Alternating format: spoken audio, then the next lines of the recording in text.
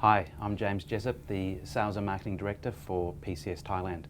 Welcome back to our Facility Management Thought Leadership Series, where we gain insights from the movers and shakers within the FM industry, with a particular focus on data, technology and the workplace experience. Today, our spotlight is on combating COVID. As you all know, Thailand is currently in its third wave of COVID. This wave has been the worst by far. The number of infections continues to rise day by day, several thousand per day at the moment, and unfortunately the death rate is also rising. The vaccine program is starting to be rolled out now, and this provides some confidence that later in the year that things will get better. But having said that, there's still a lot to do.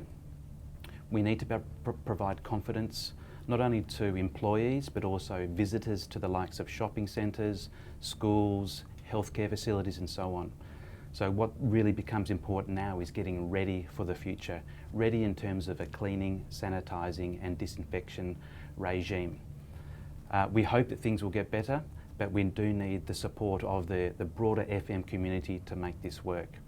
So I'm very pleased to introduce our next guest on the program, Vikas Mittal. Thank you very much for joining us. Vikas from the Managing Director of Diversi. Perhaps you could start off by providing a little bit of information about what Diversi is and how it's supporting the COVID recovery. Thank you, James, for having me here today and this opportunity to discuss such an important topic. Diversi is in the business of clean and hygiene for close to about 100 years now. Okay. And to be honest, we never realized our role being so important in times like today. COVID has literally changed things around us, and we have been in the business of saving lives, which is clean and hygiene basically. We keep hospitals safe, we keep hotels safe, we keep restaurants safe, and that keeping people safe has never mattered more than it matters today. Yeah. So that's our. So we are. That's the business we are in. Yep. Okay. Great. And an organisation or business that's thinking, well, how can I actually? What are the basic things that I can do to make things better around, minimising the impact of COVID? Have you got any hot tips around that? Yes. It differs from individual to an organisation, and things are absolutely different. The way an individual would behave and it should be behaving now or conducting their day-to-day lives, and an organization the way they conducted their business before and now. So for an individual, we could keep things simple. Social distancing, mask on, double mask, sanitize your hands. Very, very important, because a lot of people are habitually not used to washing hands, disinfecting hands. Yeah. So that is very, very critical now, and wearing a mask is always it's inconvenience of sorts. On the other hand, for an organization, it's absolutely different. And we say organization, we are talking about industries, we are talking about offices, we are talking about hotels. Their biggest challenge is to get people back to those places. Yeah. Hotels need to get guests back in hotels. Offices need to get their employees back to work, to feel safe.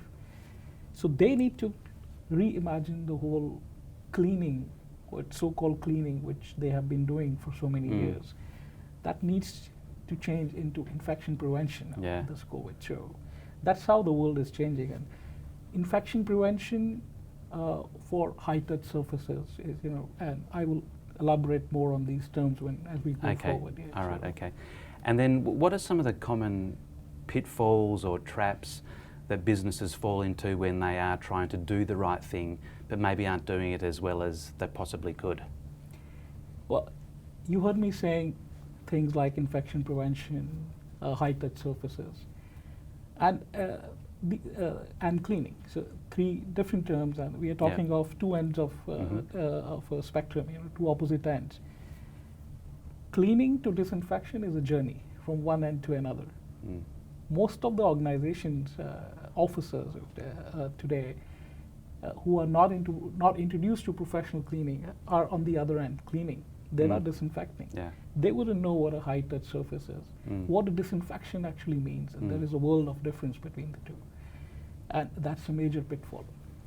So does this mean that cleaning and disinfection procedures are the same in an office as to a manufacturing centre or a healthcare facility when it comes to making sure that those areas are free of harmful microorganisms?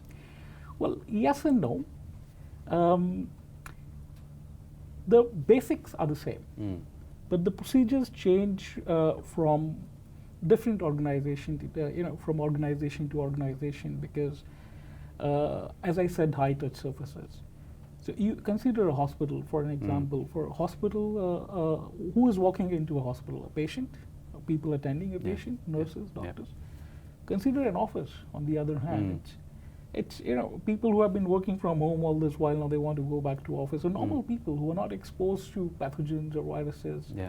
So the cleaning procedure in a hospital and in an office is completely different. High touch surface in a hospital where it could spread infection is a bed rail, patient's bed rail. Whereas in office is probably your scanning machine where you put your thumb and then you open the door with the hand. But it's difficult for a normal office cleaning staff to imagine all these things. They're not trained. Okay. So you mentioned that the basics remain the same, but what remains consistent when we talk about protecting our facilities from the COVID-19 and so on?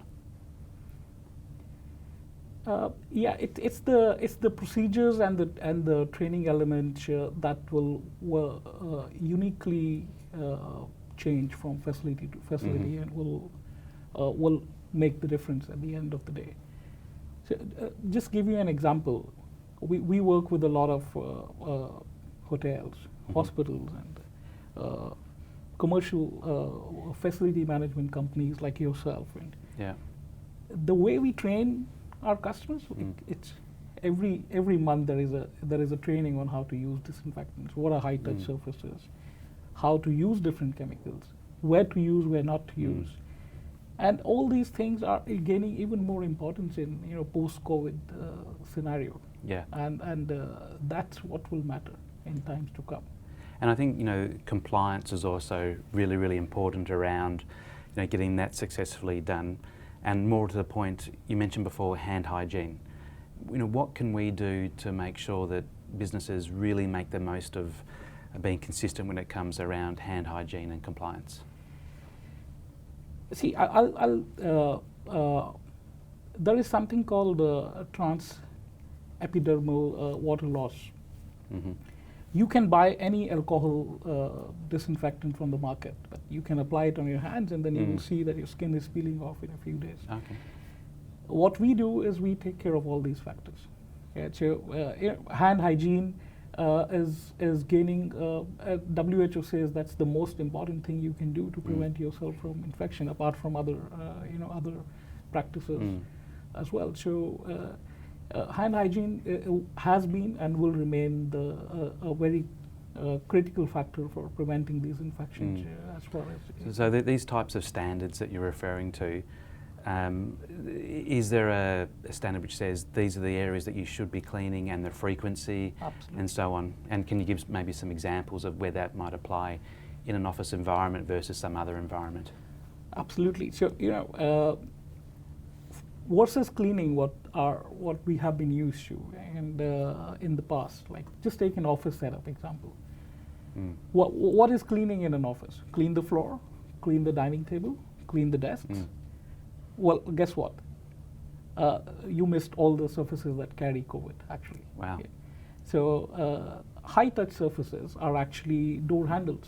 Okay. And as I mentioned, the scanner, the thumb scanner for your entry into the office, the water dispenser where you actually take care. These are the surfaces. The coffee machine. Coffee machine.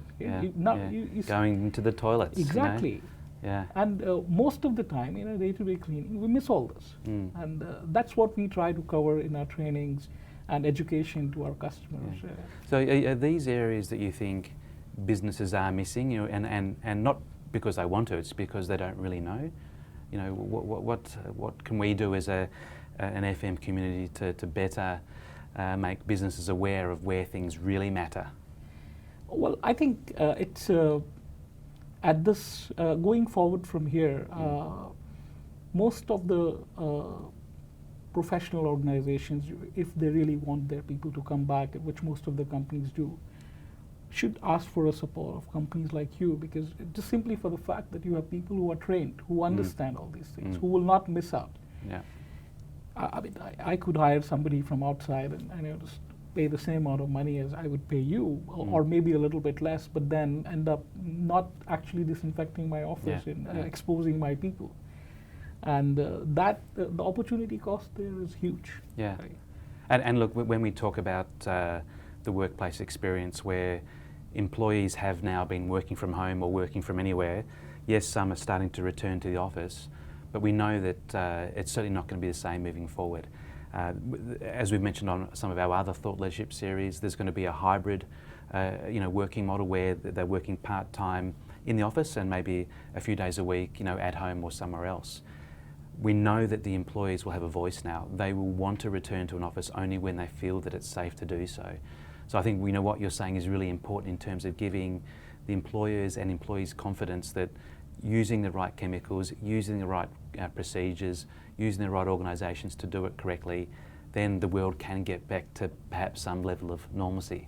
Absolutely. That's the only way out. It's getting people back is only possible when they really feel they are safe. Yeah. That the outside their office or any other organization where they work is safer than their own office. Yeah. That's the only way.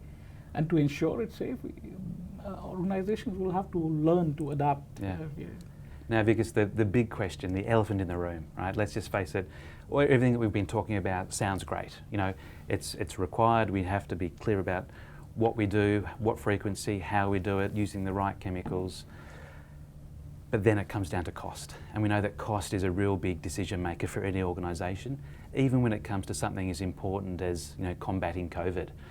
So, what's your message around perhaps using a product that is known to do the right, give the right outcome versus perhaps some more, I'll call it local chemicals that may or may not do as well as a good a job?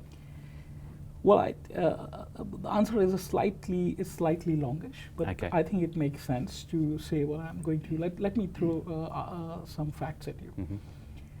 Mm-hmm. You yourself and people around you, when do you remember the last time anybody had caught cold? Yeah. Over the last 12 months. Yeah, exactly. Yeah. Cold has vanished. Yeah. And I was in one such conversation with one of my friends who is in medical insurance industry, and there's a very interesting fact. Now let's come to Thailand. The landscape of medical insurance in Thailand is completely different from the rest of Southeast Asia. And I'll tell you how. Your medical insurance in Thailand looks like something like number of visits, 25 visits. Yeah. And you ever imagine why? Because every time people catch cold, they want to visit. Yeah. So they do it's not the default care. position, isn't it? It's Go to the hospital. Exactly. Yeah. Now, that's the sensitivity of people around common cold. Look at the amount of opportunities or the absenteeism that it leads to. Just common cold. And now we are tackling with COVID. So if COVID is keeping people at home,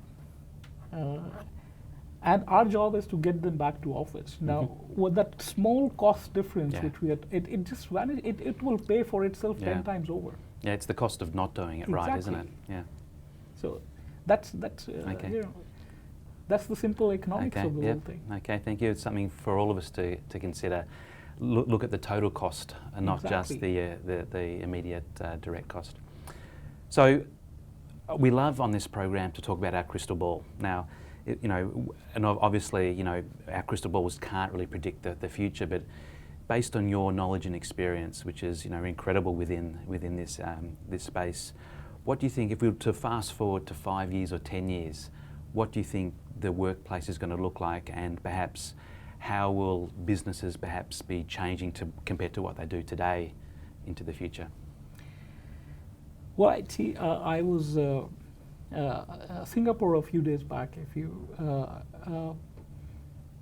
Singapore announced that they are going to deal with COVID just like any other flu. So they're going to open everything up.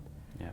And I think that's the way to go. Yes, vaccinations, of course. And so what I see in future is people, of course, balancing between work from home and office, but you cannot beat the office setup. Productivity goes down when you're working from home. Right?